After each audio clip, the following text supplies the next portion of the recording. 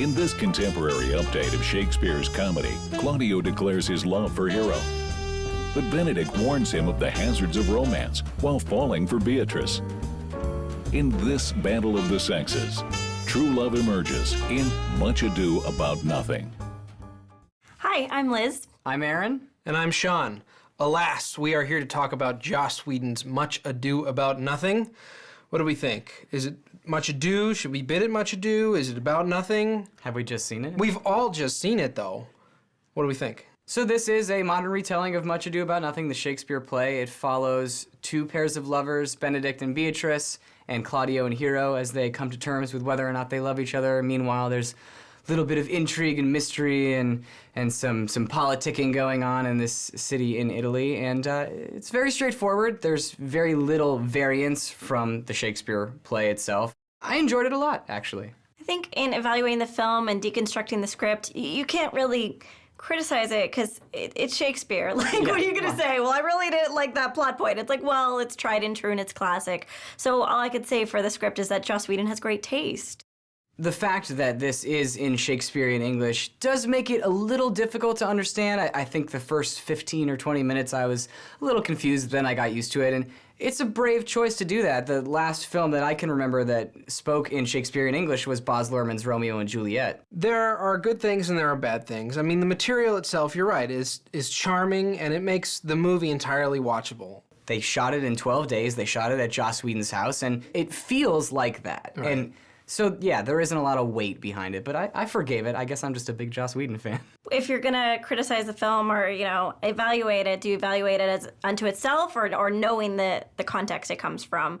So in evaluating him as a director, it's pretty difficult to give him a free pass, but the arrangement of the script and the dialogue and how it worked within the film was strong. There's a lot of language in this play that doesn't really make it good for contemporary times. It doesn't make sense. It doesn't make sense. There's a lot of mentions of princes and Italy and Yeah, I know. husbandry. I mean, the clever thing was the governor idea. It's like the governor of Messina, and then it's like take it to an American context and make it a governor with Secret Service agents or security officers. I mean, that was clever.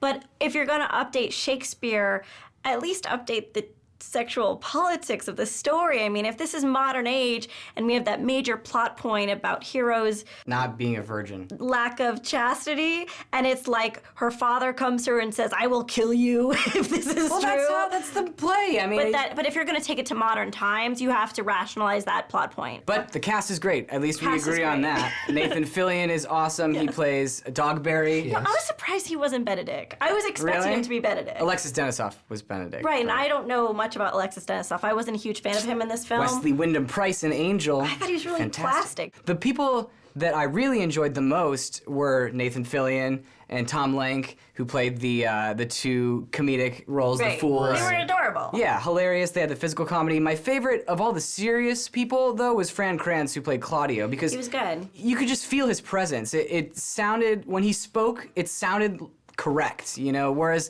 Amy Acker, Alexis Denisof played Benedick and Beatrice, they just didn't feel like they belonged in the movie. They weren't bad, they just sort of didn't come across as real. I noticed people interpreting the material in different ways. Yeah, that's what it Fran was. Kranz and Clark Gregg and some of these people. Sean Marr did a good job, too. Sean Marr Well, they are, committed to the Shakespearean concept. right, are basically doing a performance that's sort of the classical iambic pentameter, rhythmic Shakespearean performance. Which I enjoyed. Whereas Denisof and Nathan Fillion are doing, Goofy Joss Whedon jokes. well, but they're basically saying, I'm in a modern day adaptation of Shakespeare. I'm going to try and do my best to make the language sound modern. Does thou not suspect my place? Does thou not suspect my years? I imagine that we're going to differ on our opinions about Joss Whedon as a director, Yes. but I will say, first off, that I think it's awesome that he shot this in 12 days, that it's in black and He white. should be commended. Yeah, Absolutely. I mean, it's incredible. It's, Do-it-yourself filmmaking. Him and his wife is producing it, he wrote it, and directed it, and I mean, they staged everything in their house, and it's you could tell, but it works. It was super transparent that all they had was this house because they shot from high angles of the ceiling through, windows and the stairs and every single aspect of the house, which is creative, but with the black and white cinematography and dancing trapeze women, it felt like it was trying to be arty. It was trying to be greater than it ended up. Well, it was trying to be arty, and yes, we noticed those things, but that might not be a thing that the general audience necessarily notices. Oh, this was filmed in the same house, I mean, because we know that, it's in our consciousness when we're watching the movies. And it's inspiring. It's inspiring as a filmmaker to go and see, a movie that was made in one location with very short production hours, and that's exciting. I just don't want to recommend this film to a whole lot of people because I don't think it's worthwhile. Well, it's not for everybody, but it's worth recommending. This adaptation of Much Ado About Nothing is straightforward and fun, and if it's piqued your interest in any way, then it's see it. Much Ado About Nothing is an interesting, sometimes entertaining experiment, but you don't have to rush off to the theater for this bit of Shakespeare. Stream it. People who love Joss Whedon and love his Whedonverse will enjoy this film, but it doesn't get a free pass from me. Skip it. Well, it looks like our votes add up to 1.5 tickets, which is a stream it for Much Ado About Nothing. Cheers. Cheers. I'm okay with it, I guess. You look happy. I'm not.